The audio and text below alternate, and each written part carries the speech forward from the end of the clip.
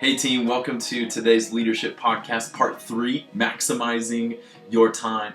And I hope throughout this mini-series you've began to understand that this is not a business approach on how to become more efficient with our time, minute by minute, hour by hour, but rather a kingdom approach that reveals to us how to get the most out of our time.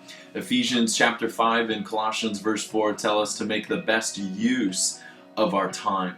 And one of the ways I believe that we do that, and this is the focus of our day today, is learning to find joy in the season that God has you and I now.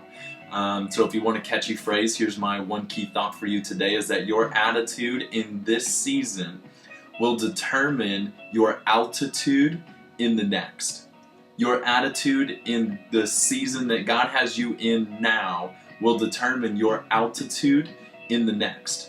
And I know that's not always an easy thing to grab a hold of. That's obviously a lot easier said than done. It's not always easy to find joy in the midst of suffering, like James tells us to. It's not always easy to stay hopeful during times of transition when we know God is calling us to greater things, but yet we're not quite there. It's hard to stay hopeful.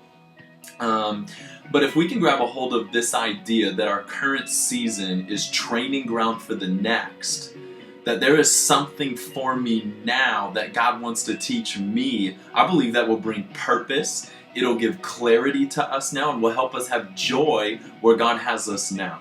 And because I do believe that God brings purpose to every single season of our life, and we don't see that demonstrated better anywhere than in the life of Joseph. You think about Joseph going from a young man who is his father's favorite. He has dreams and his brothers hate him for it. They sell him into slavery. He ascends to number 2 in Potiphar's house. It says that Potiphar didn't even have to worry about managing his house because Joseph was there. And then we know the story. Potiphar's wife makes a false accusation against Joseph, and Joseph once again put in prison, sold into slavery.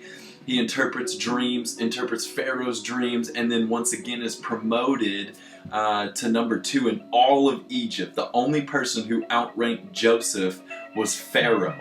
And we look at the life of Joseph, and man, he went through some stuff. And what's cool about Joseph is that you never hear anything negative written about him. He's one of the few characters in the Bible. There is nothing negative recorded about Joseph.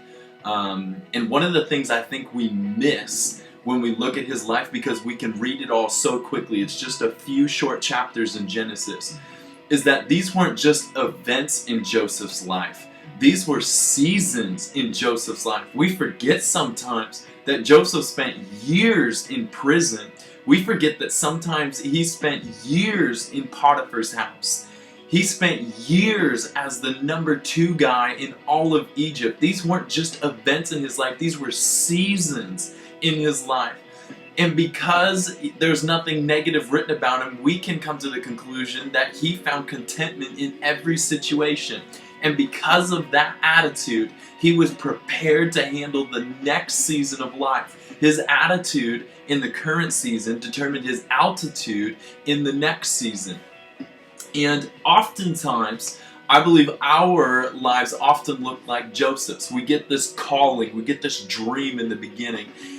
And then somewhere in between that and it ultimately being fulfilled, stuff that is in our control and stuff that is not in our control comes into our life. And rather than us learning from it, we complain. It is our natural tendency to complain. God, why haven't you given me this yet? God, I'm frustrated. God, I'm discouraged.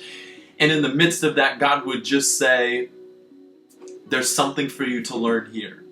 And if we can grab a hold of that, we must remember that every season prepares us for the next, and that how we will respond will prepare us for the next season.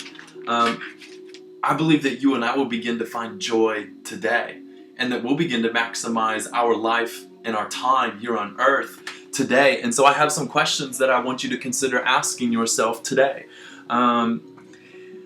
What is your attitude towards your current season of life? What is God trying to teach you now?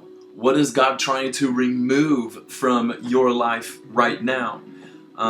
Because I believe seeking answers to these questions, maybe not even finding the answers, but just simply seeking the answers to these questions will help you find purpose and will help you find joy for today. That God has you here intentionally.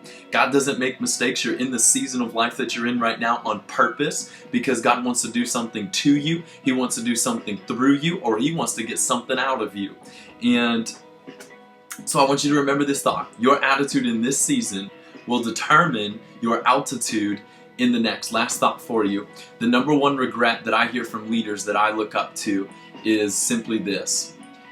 They wish, if they could go back, that they would have enjoyed the process more, that they would have enjoyed the journey more.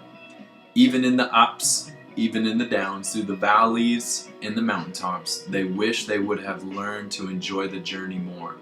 Let's become leaders who at the end we look back and say, yeah, I enjoyed every single moment that God had me walk through, and because of that, I grabbed the hold of everything that He had for me. So, love you guys. Hope you have an amazing week. Ponder this thought and look forward to seeing you this Wednesday.